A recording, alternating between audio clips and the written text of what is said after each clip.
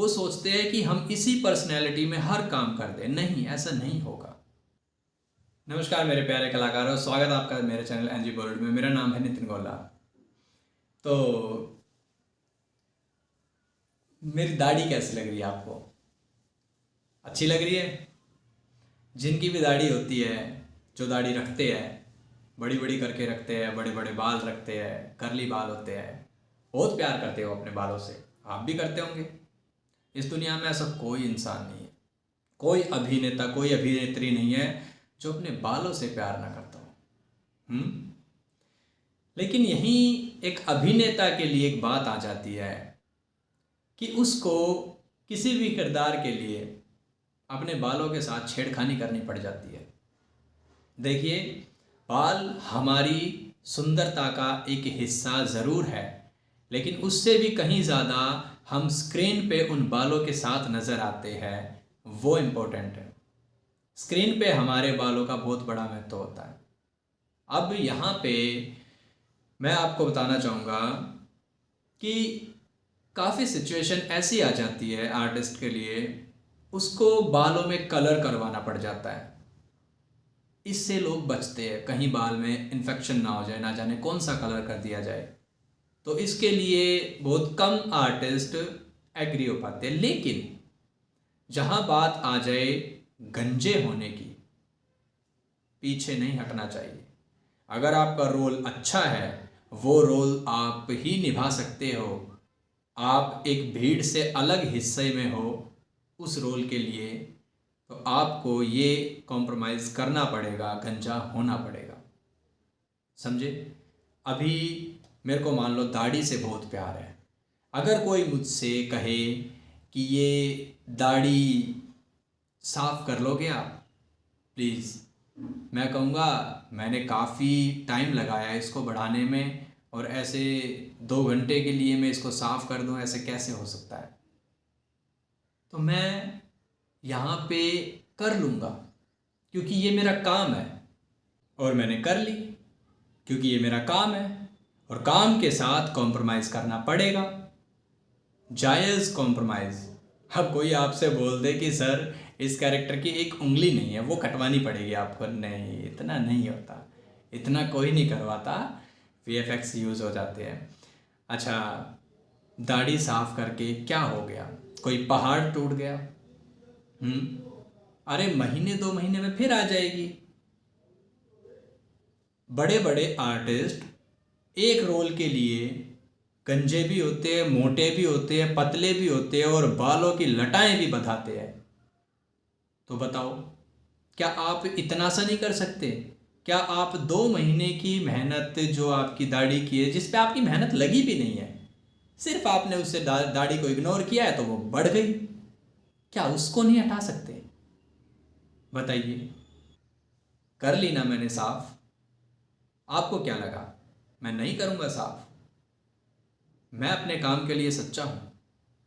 अगर मुझे गंजा होना पड़ेगा, गंजा भी हो जाऊँगा।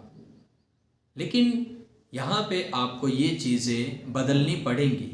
अब जिनके करली बाल होते हैं, बड़े बड़े बाल रखते हैं, वो सोचते हैं कि हम इसी पर्सनैलिटी में हर काम कर दें। नहीं, ऐसा नहीं होगा, बिल्कुल नहीं होगा। आपको छोटे भी करने पड़ सकते हैं, बड़े भी करने पड़ सकते हैं।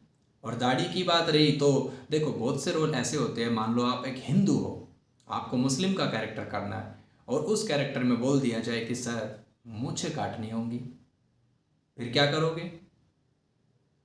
अगर मुझसे कोई बोलेगा कि सर मूंछें काटनी होंगी, तो मैं मूंछें भी काट दूंगा। ये लो, कट गई मूंछें, क्या फ़र्क पड़ गया? कुछ दिन में फिर आ जाएंगी। ये तो चलता रहेगा। अगर आपने एक प्रोफेशन ऐसा चुना है जिसमें आप औरों की ज़िंदगी जीना चाहते हो, तो फिर जिसकी भी ज़िंदगी जी रहे हो उसके जैसा तो बनना पड़ेगा, तभी सच्चाई दिख पाएगी कैमरे के सामने। मानते हो? तो इसी तरह हमें लुक चेंज करनी पड़ती है, और इसमें बिल्कुल साधारण सी बात है। ज़्यादा पैनिक होने की ज़रूरत नहीं है कि मेरे को मैं मूंछें कैसे काट सकता हूँ, मैं तो एक हिंदू हूँ, मैं मूंछें काट के बिल्कुल नहीं रहूँगा। आप हिंदू हो, ठीक है, लेकिन आपने जो प्रोफेशन चुना है, देखो, हमारा कर्म हमारे धर्म से भी बड़ा होता है। आपने जो कर्म चुना है उस कर्म के लिए बहुत कुछ त्यागना पड़ जाता है, समझे? बताओ अब कोई फर्क पड़ा? मूछें काट ली मैंने, मैं बन गया मुसलमान बन गया। अब मैं कैरेक्टर में डूबना पड़ेगा। अगर आप अच्छे अभिनेता हो तो आपको ये सब चीज़ें करनी पड़ेंगी। जितने कैरेक्टर निभाओगे उतना एक्सपीरियंस बढ़ेगा, उतनी आपकी नॉलेज बढ़ेगी, हर कैरेक्टर को निभाने की क्षमता बढ़ेगी आपके अंदर। फेर बदल करने आएंगे आपको, और एक एक्टर को फेर बदल के लिए तैयार रहना पड़ेगा। यहाँ तक कि आपको बिना कुछ बताए आप सेट पे चले गए, मान लो किसी भी शूट के लिए, और वहाँ पे अचानक आपने देखा कि यहाँ तो सबको क्लीन शेव किया जा रहा है, अब क्या करूँ मैं? तो वहाँ पे तुरंत फैसला कीजिए आप। और देखो, मुझे नहीं लगता ऐसे काम अचानक होते हैं, क्योंकि अचानक अगर कोई आर्टिस्ट डम कर गया, कोई चला गया, तो प्रोडक्शन हाउस का नुकसान होगा। तो प्रोडक्शन हाउस हर चीज़ पहले क्लियर कर देता है कि ऐसा ऐसा हो सकता है, चांसेस है। तो वहाँ पे आप उनकी ये बातें सुन के अपने रिस्क पे जाना चाहिए, अगर आप उनकी बातों में खरे उतर सके तो। अच्छा देखो, एक और चीज़, बालों को ना अच्छे तरीके से धो के रखो, उनकी देखभाल करो, उनको उनको डैंड्रफ, रूसी से बचाओ, क्योंकि डैंड्रफ कैमरे में बहुत जल्दी दिखता है। अगर कैमरा ज़रा सा भी क्लोज हो गया और आपके डैंड्रफ है, बड़ी स्क्रीन पे इतना दिखेगा, वो इतना दिखेगा बहुत। एक एक बाल में अगर एक डैंड्रफ भी चिपका होगा ना, वो भी नज़र आ जाएगा। इसलिए इस चीज़ से बचे। अच्छा, एक और चीज़, अगर आप कहीं ऑडिशन देने जा रहे हो, लड़कियां खासकर लड़कियां, अगर आपका चेहरा, बाल चेहरे को ढक रहे हो, बाल आ रहे हो चेहरे पे, तो प्लीज़ उसको हटा लीजिए। ये एक प्रोफेशनल एक्टर की पहचान नहीं होती है कि आपके चेहरे पे बाल आ रहे हैं बार बार और आप उसे हटा नहीं रहे हो, आपके सारे एक्सप्रेशन दब रहे हैं। ये एक प्रोफेशनल एक्टर की पहचान नहीं होती। लड़कों से भी विनती है ये चीज़ की, क्योंकि लड़के भी बहुत से बड़े बाल रखते हैं, मुंह पे गिरे रहते हैं, आंखों पे आए रहते हैं और उसी में निभा देते हैं। अरे भाई, आप क्या दिखाने गए हो? आप वहाँ पे अपना एक्ट दिखाने गए हो। आप हर इमोशन को कैसे फील करते हो वो चेहरे पे दिखाने गए हो।